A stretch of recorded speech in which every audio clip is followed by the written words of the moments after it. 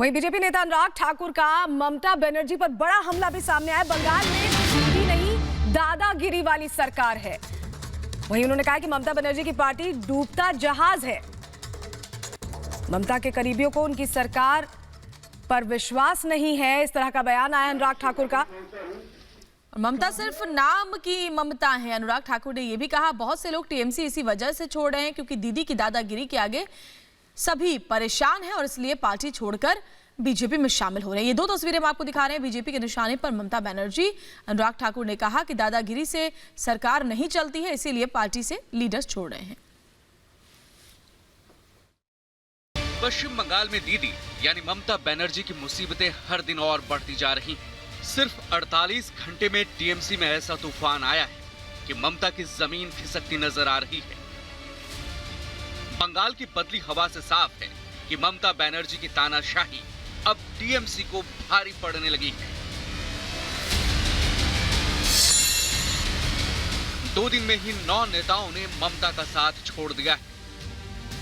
अब तक शुभेंदु अधिकारी, शीलभद्र दत्ता, दीपांशु चौधरी, जितेंद्र तिवारी, अभिजीत आचार्य, कबीर उल इस्लाम ने टीएमसी से इस्तीफा दे दिया है।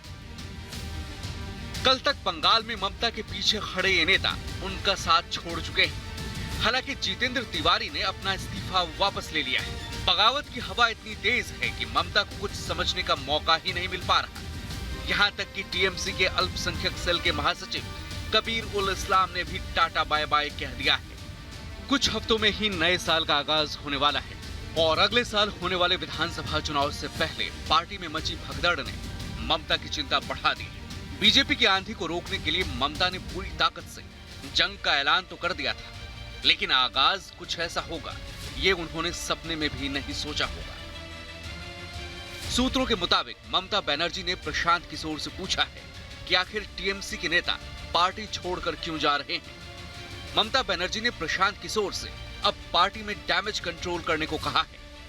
पार्टी की मीटिंग में ममता ने पार्टी छोड़ने की तैयारी करने वाले नेताओं को आखिरी बार समझाने बुझाने को कहा है और अगर वो नहीं मानते तो उन्हें पार्टी से जाने देने को कहा। सूत्रों के मुताबिक प्रशांत किशोर ने ममता बनर्जी को बताया है कि केंद्रीय जांच एजेंसियों के डर और निजी हितों के लिए नेता ममता का साथ छोड़ने की तैयारी में। बीजेपी जिस रफ्तार से बंगाल में पैर पसार रही है उससे ममता की नींद उड़ी हुई है और अब हम आपको बताते हैं कि ममता बीजेपी से इतनी डरी हुई क्यों है। 2014 लोकसभा चुनाव में बीजेपी को 17% वोट के साथ कुल 2 सीटें मिली थी, लेकिन 2019 में न सिर्फ वोट प्रतिशत बढ़ा बल्कि सीटें भी बढ़ गईं। पीएम मोदी के लिए 2019 में पश्चिम बंगाल की जनता ने 40% से ज्यादा मतदान किया।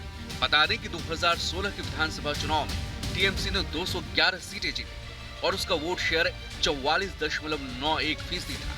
वहीं बीजेपी के हाथ महज 3 सीटें लगी थी और उनका वोट शेयर 10.16% था। मतलब 2016 विधानसभा से तुलना करें तो बीजेपी का वोट प्रतिशत 4 गुना बढ़ गया।